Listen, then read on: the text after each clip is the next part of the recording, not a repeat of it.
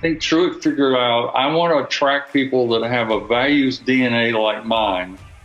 He said, we don't train culture here, we hire it.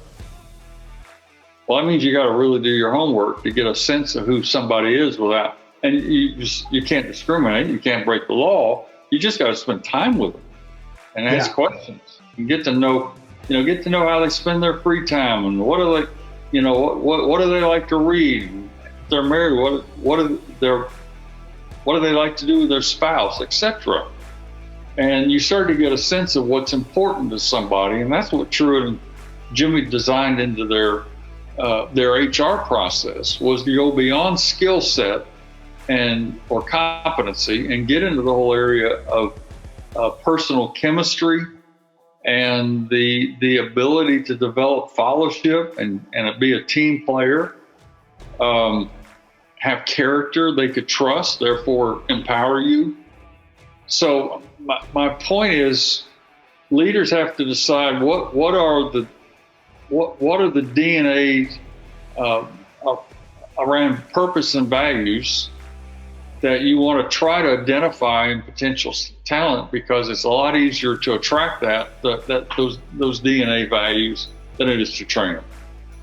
And they apply that to the selection of operators. So on the whole, you get a great operator who's not only competent but has great character, has great chemistry with people.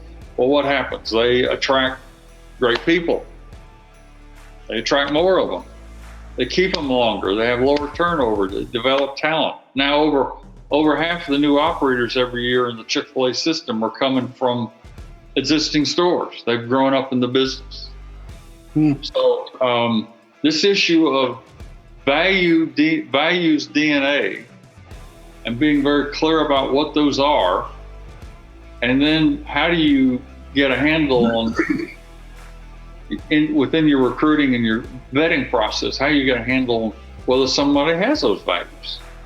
And I've already said it takes time, and you got to look beyond competency.